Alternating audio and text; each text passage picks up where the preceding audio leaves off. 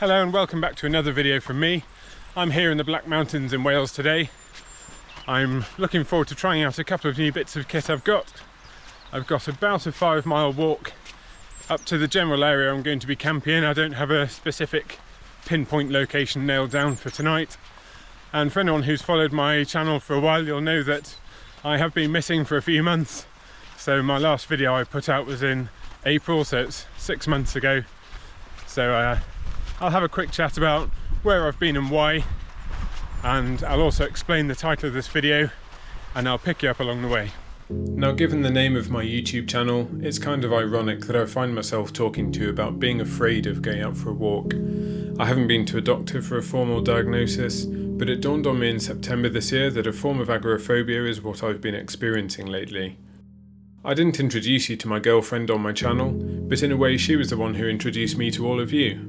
In 2022, after weathering the pandemic together, she encouraged me to have a go at making a camping video and uploading it to YouTube, and then supported me along the rocky road of learning the ropes of content creation, celebrating each milestone with me along the way. 7 months ago, in April, after almost 4 years together, our relationship came to an end. Everyone deals with challenging situations at their own speeds and in their own ways, and for me, getting out for walks has always been a good way to settle my mind and to take some pressure off. But this time, I quickly found myself feeling trapped by my own thoughts. It's actually quite hard to explain, but because any kind of phobia is technically an irrational fear, they don't always make much sense if you haven't experienced them for yourself. I dusted off my road bike to see if it would allow me to get exercise and fresh air while keeping my mind too distracted to lose itself. It's surprising how good potholes are at focusing your thoughts as you try not to wipe out. That said, I did end up having my first ever road bike crash in June, but long story short, I was back on the bike 6 days later and the bleeding had stopped after a few weeks. By September, now 5 months since the breakup, I'd racked up over 1,500 miles on the bike.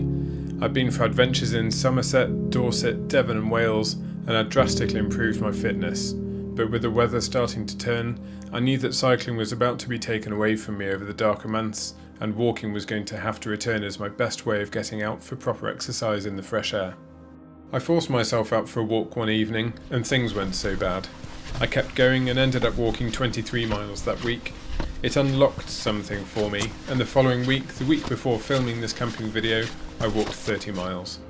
I might not have been back to normal, but at least I wasn't feeling like a prisoner anymore. That might sound melodramatic, but some of you out there might know what I'm talking about, and that's part of the reason for me making this video, to acknowledge this crappy form of anxiety, and also hopefully to give hope to some of you that it isn't necessarily a permanent change in you. Having experienced it for myself now throughout the summer, I have a better understanding of what some people must go through for years. I don't know a great deal about the condition, and I'm certainly not qualified to give any advice about it, but for me, I almost had to trick myself into getting outside by cycling and being distracted until I reached a point where I was in control of my thoughts again, rather than being controlled by my thoughts. As well as my approach to exercise, I also owe a lot to the people who have supported me this year, and that includes some of you that I've only met since posting online about my camping adventures. Your friends, partners and families won't necessarily know how to solve whatever problems are weighing you down, but just talking about those problems can often be a big step in the right direction, so give it a try and make things easier for yourself. To identify that you're struggling is not a sign of weakness. To ask for help in your struggles is not a form of failure. Sometimes, maybe even most of the time, we can pick ourselves up and carry on. Other times, it can all become too much and we need to rely on others for that extra bit of help, just as we would want them to lean on us if they were finding things hard. I'm sure you wouldn't look away while someone near to you suffered, just as they wouldn't leave you to drown when you needed them most. We all need a bit of help every now and then. So hopefully that explains why today is more than just another camp. It's more than just a nice excuse to get out in what almost looks like sunshine. It's actually quite blue down the valley behind me. This is a bit of a challenge for me. It's one I've been kind of looking forward to, kind of dreading. But I'm glad I came out so far. It's 5 p.m. now, sunset is at 6:45. I was thinking I might just camp somewhere down the valley there next to the river or next to the reservoir, but I'm thinking it'll be worth pushing on to the top because hopefully I'll get some fairly good sunrise views.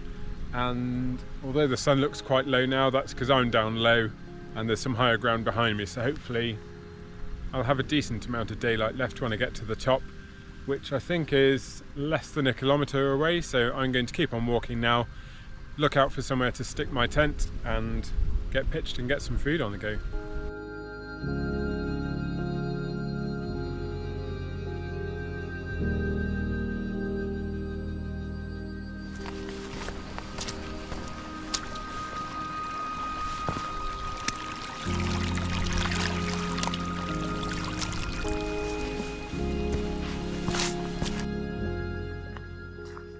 I've gained all the elevation I need to gain now, so I am up on top of the Rhosdirion Ridge. I believe this path I'm on now is the Cambrian Way, and if I look over to the left and zoom in a bit for you, that is the Central Beacons over there. And I'm thinking about sticking my tent on that little hump dead ahead, maybe 200 or 300 metres away, and hopefully I'll have some quite nice views to look down on. It is starting to cool down now. I'm just trying to spot the best place to put my tent. We've got some really good views here. All of this land up here is quite kind of slopey, a bit lumpy bumpy. Just here to the right of my bag there's a bit of a channel here. If I just crouch down a bit you can see that it's sunken slightly, so it gets us out of the wind, but I really don't know if I can fit my Hilleberg Solo in this little gap here. There are also a couple of hidden rocks, one there, there's one up here as well.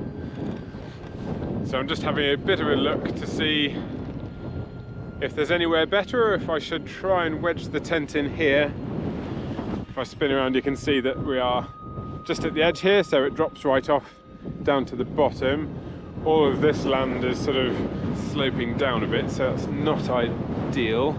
I don't think that's going to work. It might be that I need to be a little bit higher up on some of the bumpier ground. That will give me better views as well. Have you seen these views?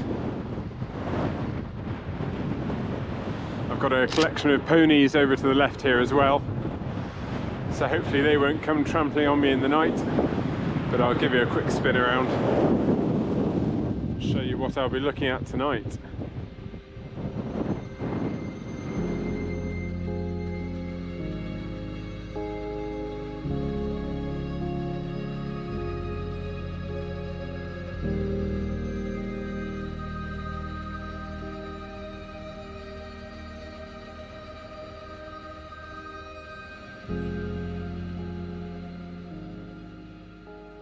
The tent is pitched now. I don't know if you could tell from the time lapse, but that was quite a battle because the ground is really rocky here. So there are a couple of places where, so right down here, I've used one of my nail pegs. You can maybe just see that silver shank on the peg there. Used one of the titanium nail pegs there to get in the rock. A lot of them won't go all the way in, so this one here is poking out of the ground quite a lot, so I've got a second stake in here just to back that one up. Same here as well, I've backed up a few of the pegs, this one as well, just because again the left hand stake didn't insert very far, so the right hand stake there is just helping it to prevent it from pulling forward. So yeah, the ground isn't ideal here, it's not completely level. The left side here is raised up a little bit, as you can see, so it's pulling the tent slightly out of shape here. But if I just come back round to this side, because I am sunk down behind this little bank behind, that's going to protect me a little bit from the wind. And we've got some higher ground behind as well. The wind is coming from that direction, so having the higher ground behind is just masking the wind from the tent slightly. But it doesn't look too bad. I think I'm going to be able to get my sleep mat fairly level in there, so I should be able to get comfy for the night, which is really important. It's important to be able to lie horizontally, not rocking off to the side, preferably not with your feet higher than your head, because that will make you feel really unwell. So looking at it from here, I can see that my head is going to be very slightly higher than my feet, or at least it looks slightly higher. It might be awful once I get in, but I'm fairly happy with that pitch. Very happy with these views straight out of the tent. And because that wind is, I don't know, it's probably 5 to 10 miles an hour constant, gusting up to 15, 18 miles an hour, something like that. I didn't bring my anemometer on this trip, so I don't know what the wind speed is, but not a problem for this tent. It just means that it's cooling down now, so I'm going to get everything into the tent and I'll show you some of my new bits of kit. It's really nice to be out of that wind. It's quite cold now. Okay, so I'm just about ready to get stuff set up inside the tent, so I'll show you some new bits of kit. This is my Flextail R05 sleeping pad that Flextail sent to me, so I haven't paid for this with my own money, but I have seen these knocking about, and I can't say I haven't been looking at other sleeping pads. So I normally use my Thermarest NeoAir X-Therm, which I take on every camp. It's the max regular wide version. So the current version of that mat retails at about £280, I think. I think they're available for around about £240, £250, depending on where you shop. This one is about, well, less than half of the price of that. These are about £100. The R value is, I'll flash it up on the screen because I can't quite remember. So the R value of this pad is this value, and the Thermarest NeoAir X-Therm, the current version, which is the NXT, has an R value of this number. So they're really quite close. The Thermarest mats are performing really well in terms of their R value. This one is doing well. I mean, above 5 is going to keep you pretty warm. In terms of weight, this is only very, very slightly heavier than the equivalent sized X-Therm. So the max regular wide version of the X-Therm roughly corresponds to this. I'll put the X-Therm dimensions up here, and I'll put the Flextail R05 dimensions up here. I've got the rectangular version. They do a mummy version as well, which is going to be a little bit cheaper and a little bit lighter as well. So yeah, this is a nice wide pad. It's actually a little bit wider than my X-Therm. What I have found is that it will just about go into my Thermarest tracker chair kit. So I'm not going to fully inflate the mat right now because I want to sit outside in my chair. Yeah, I can see it's a really, really bright orange colour. I think it's going to be more comfortable than my X-Therm because it's really quite thick. And the two outer baffles, because it's got longitudinal baffles that run up and down the mat rather than side to side like the X-Therm. The two outer baffles are a little bit bigger, so they tend to nudge you back into the middle and stop you from falling off the edge. Not that I tend to find that's a problem on the X-Therm, but if you're slightly sideways on a slope, then you do tend to try and slide off the mat, so this will hopefully work against that. So I'm going to partially inflate this soon and set it up as my chair. But the other little beauty I've got is I've finally got the little Flextail Zero. This is the Zero pump. It's absolutely minuscule. I mean, need to hold it somewhere you can see, but it's really, really compact, and it comes with a whole different array of nozzles, and the nozzles just push on the end, so that pushes on and that will connect into the Zero sleeping pad. So pop off the top little cap. This presses nice and snugly into the inside of the valve, and then that holds itself in there while your pad inflates. I do like the valve on this pad. It's got a non-return valve here, so you take off the top cap, inflate it through the second cap here, which has the non-return valve. So you stick your pump in, blow it up, and then when you remove the pump, the air doesn't come flying out because of that valve, and then you just seal it again with the top cap. When you want to deflate it, you undo, there are two caps here, so there's a top cap there, and then there's the secondary cap, and that will deflate your pad when you pop that one out, or you can use it to fine-tune the pressure in your pad if you want. So, love these two things. The pump as well comes with a little rechargeable battery, which I really like. So it actually has its own little USB-C port in there, So you just plug straight into the USB-C port, and there's a little LED in the end there that gives you a charging status, but super light, super tiny, and yeah, that's a really nice little bit of kit.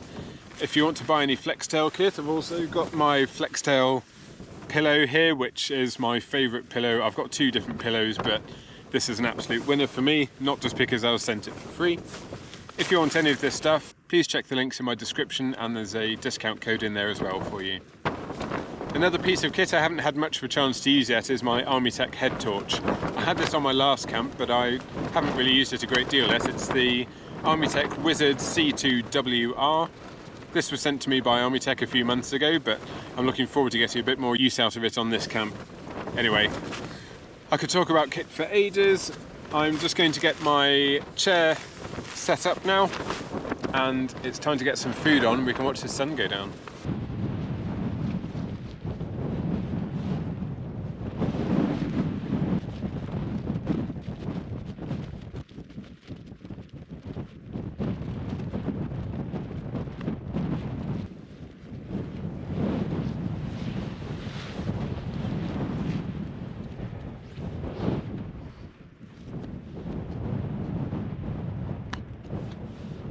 I'm all set up and cozy now in my Flextail pad fitted into my Thermarest Trekker chair kit. It seems to work. I really hope I don't break it by using it this way. I'm pretty sure I shouldn't be recommending to anyone that you do this, because yeah, Flextail won't have tested their mat in this kit, so I'm taking a chance here. We'll see if it survives. Okay, so on with my cook kit. This is my MSR wind burner. I've got 3 meals for tonight. They're all Wayfarer meals, so I've got mac and cheese, and I've got some chicken tikka and rice, and I've brought my very favourite pudding, chocolate pudding, just to make tonight go as well as possible. Really looking forward to that. I'm quite hungry. It was only a 5-mile walk, so it wasn't a big trek or anything, but yeah, for some reason I'm quite hungry. Don't know what time it is now. Yeah, it's 5 to 7. The sun has officially set. There's still some daylight left, which I'm happy about, so I'm going to get all of my food heated up. Nice simple boil in the bag stuff this. I'm having to be quite careful about where I put the food, because there is sheep muck absolutely everywhere here. So what I don't really want to do is cook all of my meals up in sheep hooey water, because that same water is going to make my breakfast in the morning, so I don't really want any extra Cocoa Pops or anything in there. Thank you very much. But yeah, nice and warm here. I've had a change of clothes, so I've got my Rab Argon pants here. These are down pants, so they're filled with feathers. I've also got 1, 2, 3, 4 layers on underneath my waterproof. Nice warm hat as well. And yeah, being on the sleeping pad, sitting on it keeps me off the ground, keeps me nice and warm. Of course, I've got a nice insulated seat back to sit against as well, which blocks all the wind from coming in behind me. So I should be warm out here for a couple of hours now, just to enjoy a bit of peace and quiet, enjoy the views, and I'll bring you back when I am a little bit further along. I do love this stove. It's got really quite windy, so I'm having to hold the stove from blowing over, but you can see the heat glowing away at the bottom there. And I have personally wind speed tested this stove up to some crazy simulated wind speeds, and nothing blows it out. As long as I can get it lit, then it will just burn and burn and burn, even in winds over 25 miles an hour, which is strong enough to blow the pot over. So it's really good having a dependable stove like this that will cook in any wind. As you can see, a nice bit of steam coming off there now. Almost time for my first course. It's 8:10 now, and I've had all 3 of my meals. I wasn't quite sure if I should have the chocolate pudding in the end, just because, I don't know, I thought maybe it was a bit too much, but I brought it all the way up here. I sometimes wake up quite hungry in the mornings on these trips, so decided to smash that one as well. Anyway, it's gone properly dark now. I don't know where the ponies and the sheep have gone. I can hear the odd sheep every now and then, but hopefully those ponies leave me alone tonight. I'm definitely glad I forced myself to come on this camp. I was making excuses, all of last night, all of this morning, and as the time was dragging on today, I just thought, is it really worth it? I mean, it's Friday afternoon, so traffic's going to be backing up as well.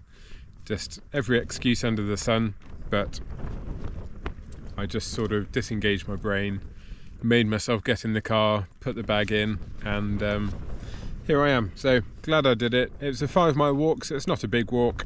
I'll decide in the morning which way to go back to the car, whether go further along the ridge along to Penygada, or if I just retrace my steps down past the reservoir. So it's 5 miles up here, it would be 5 miles straight back. Nothing too taxing. It's I think the main victory is just getting myself out and feeling like I'm still in control of myself, to be frank, because it hasn't been good. The last 6 months have they've just put me in a position I've never been in before. The outdoors has always been a place I can go to walk, to think, whether it's sort of heavy-hearted thinking or if it's just happy thoughts, enjoying being outdoors. I've always gone out for a walk, and that's always kind of been a bit of a therapy for me, as it is for a lot of people. I think you go out, you clear your head, get a few steps in, bit of fresh air, it does us all good. But yeah, the last few months it's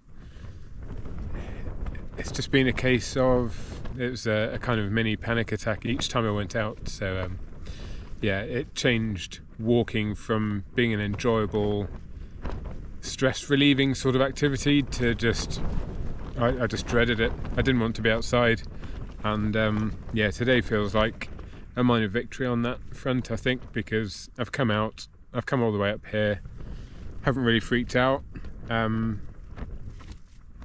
So yeah, I'll sign off there for tonight, I think, and hopefully I'll be able to get some kind of a night lapse tonight. The sky looks really cloudy, so I don't know if you'll see any stars, but I know that the moon is down underground at the moment. It's not coming up until about 10 or 11 tomorrow morning, so that should make it easier to see the stars if they are out tonight. But let's see what happens, and I'll talk to you in the morning.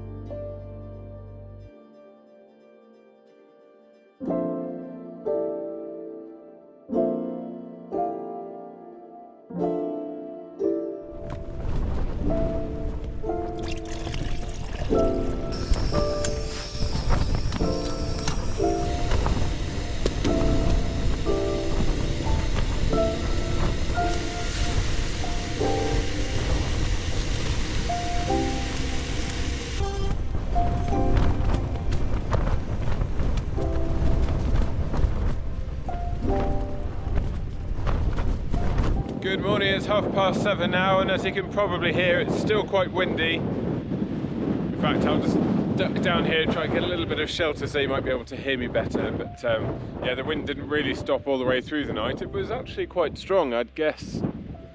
Similar to what it was when I was talking to you in the night time, when it was, I'd guess, about 15 miles an hour constant, gusting at about 20-ish. But I don't really come camping for the best night's sleep anyway. I come out for peace and quiet, all the space, all the freedom you get, and for views like this. I've just been watching all those clouds rolling across the bottom of the valley, and the clouds all flying across the sky as well. The sun has officially risen now, but there isn't a great deal to see because there is quite a bit of cloud around still, but I think that's going to clear later. It might clear after I've left, but I'll find out. Just as I came to have my pre-bedtime pee last night, I had my head torch on its red setting, and I could see a bunch of red eyes looking back at me from down below, and sure enough, all of the ponies had gathered less than 50 metres from my tent, just on a slightly lower slope to keep out of the wind, so I think that's where they were going to spend the night last night. So with those in mind, I woke up at 2:30 in the morning having a very vivid dream of being nudged by a load of horses' noses pushing me through the sides of the tent. So I was having to push back on their noses and shout to get them to leave me alone. And yeah, I woke up at that point and had a look outside the tent. Thankfully there weren't any horses right there, but I could see that the night sky was really, really clear. Much more stars than I expected to be able to see last night because the forecast said it would be cloudy. So I hope that night lapse came out well on the screen. What I haven't really done yet is given you a tour around the tent, so I will take you back there now. You can see it just tucked in there, sat down in its little trough. And I'm very happy to say that all of the guy lines stayed in place last night, so I'm glad I took the effort to make sure all of these stakes were well seated. You can see they are moving around with the wind tugging on the guy lines a bit. This is probably the hardest working peg of them all, but yeah, I quite like these particular stakes. I only got them off Amazon. They were quite cheap, but they're nice wide Y stakes and they really grip in, particularly when the ground's a bit softer. Yeah, you can see the tent now. It's just been taking wind all night really, so not the quietest night. But yes, let me show you around. So in the night I was using my Berghaus Elevation 600 sleeping bag. I bought this quite a while ago now. I've had it maybe 5 years. I think it cost about 95 quid at the time, and I tend to use this down to about 0 to 5 degrees Celsius, something like that. Not the warmest bag I own, but it's a little bit lighter and packs down a bit better than my really cold weather bag.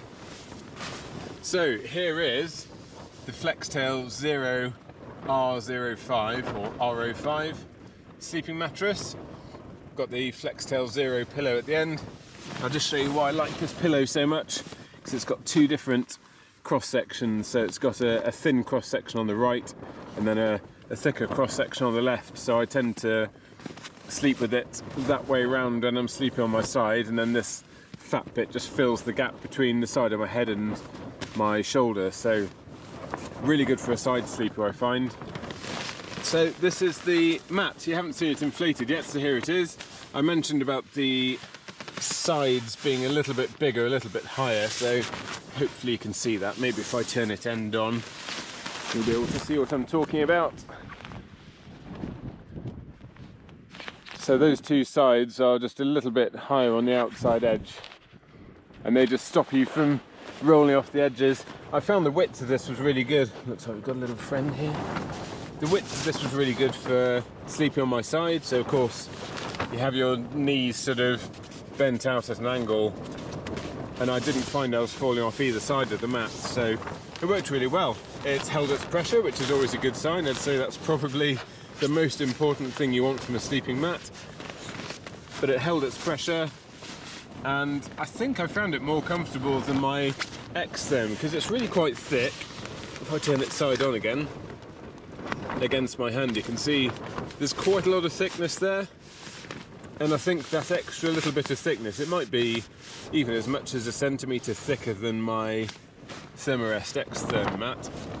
That little bit more thickness means that your hips don't drop through and touch the ground. I find that tends to happen on my Xtherm mat, so you end up compromising. You either have the mat inflated quite hard so that it's inflated enough to keep your hip off the ground, or you let a bit of air out to make the mat a little bit more comfortable, but then you'll find that your hip drops down and it touches the ground, and the pressure and the cold tend to wake me up. It makes it fairly uncomfortable. So this might actually be more comfortable than my Xtherm. It's only my first night on the mat. I didn't feel any cold through it at all. It's not an overly cold sort of time of the year at the moment. It's still 7 degrees Celsius now, so not the ultimate test by any means, but a thin mat or a poorly insulated mat, I think you would feel the cold ground through. So really good start. As I say, it's my first night, so I'm not giving a recommendation or anything, just giving you my feedback at the moment. For the money though, I mean, for 100 quid or so, the initial signs are very good. So thank you Flextail for letting me try this out. As I say, discount code and links in the description if you want to get one for yourself, or just check out pricing. Over here I've got my Osprey Exos 48 rucksack. I decided to give it a go, trying to pack everything in there yesterday. I just really prefer not to bring the big 65 litre pack if possible, because this one weighs over 1 kilogram less. So all of my equipment yesterday, as loaded on my back, so that's with food, water, everything, was 18 kilos, which is not really bad for me. This tent weighs 1 kilogram more than my Terra Nova tent, so technically I could have been down to 17 kilos last night, which at this time of the year is about what I tend to carry, I find. Of course, that also includes my GoPro, batteries, tripod. I've brought my drone as well, so that adds a bit more weight as well, with its 3 spare batteries and its remote controller. So yeah, 18 kilos, I was happy with that. And with all of the cycling I've done over the summer, I just found that it wasn't a problem at all. Obviously developed quite a lot of leg strength with cycling, and my cardio fitness is really good now. So the increased fitness I have now just opens a few more doors, and it means an 18 kilo pack like this, I don't really notice it, and it wasn't hard work on the hills at all, and I'm not dreading walking back with it on my back, particularly now I've eaten 3 meals and drunk a load of water out of it, so it'll be that bit lighter. Anyway, that's enough talking for now. I'd better start getting my kit packed up now. We are getting near to 8 o'clock. I'm actually quite a long way from the footpaths here, so I'm tucked out right on the shoulder of Adaz, I think it's called. I'm at round about 670 metres, about 2,200 feet, something like that. But yeah, time to get packed up, and then I can think about moving on. I'll just try and give you a quick demonstration of the Flextail valves and the pump. So on the pillow, this is the top layer valve. So there's your non-return valve, so you'd stick the pump in there and inflate the pillow through there, and then to deflate it, pull that one out, and then that all scrunches up and out comes your air. On this pillow the cover is removable, so you can chuck it through the washing machine, which is really good. And then I'll try and show you on the mat as well, although I am currently kneeling on the mat with the camera on it. So we've got the same valve arrangement here, so I will take out the bottom cap, and that allows our air to come out. But what you can then also do is you can take the adapter off this end, chuck it on the other end, and now when I stick that in the port and turn it on, the valve will draw the air out of the mat so I can pack it away more easily.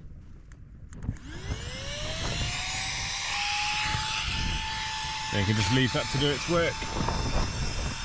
So the mat is almost completely deflated now. I can hear the pump working away still. You'll see this baffle on the right hand side will now start to deflate.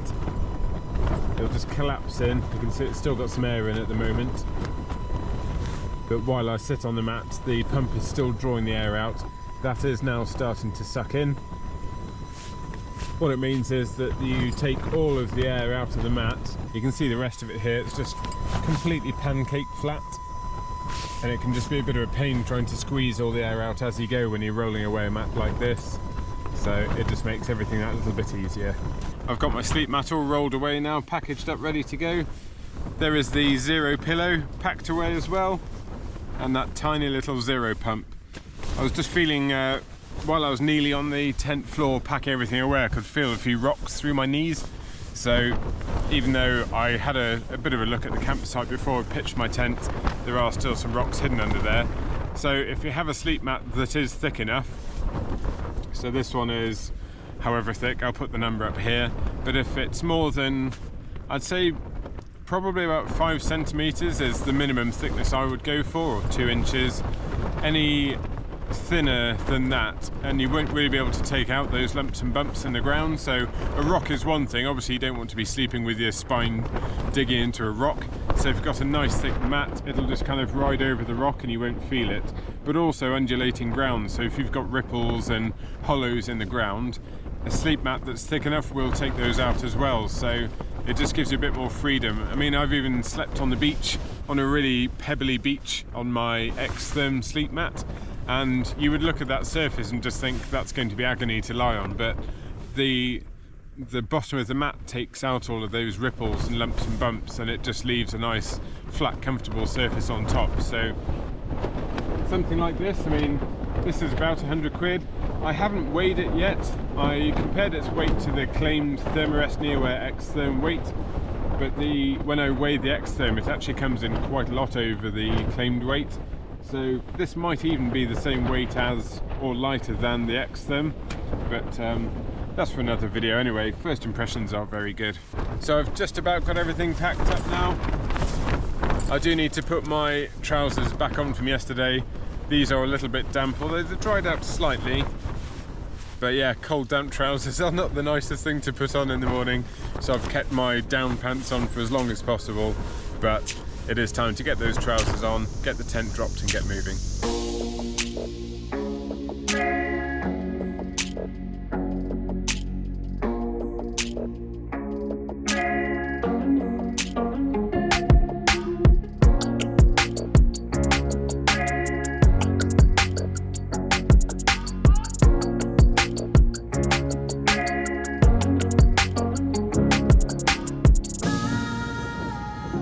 I'm all packed up now. This is where my tent was, in this area here. I've had a good look around to make sure there are no rogue tent pegs lying around. Certainly no rubbish or anything like that. If you are going to come wild camping, if you want to give it a go, this is how we leave our campsites. We don't leave anything around. There's no sign that I was here. We want everyone else to be able to turn up and view this as though it's never been camped in before. We don't want any rubbish lying around for animals to eat and choke on or anything like that. So this is why we all say leave no trace, because you need to leave no trace that you're ever there. Still quite windy. I've got all my hoods up just because that wind really blows the temperature out of you.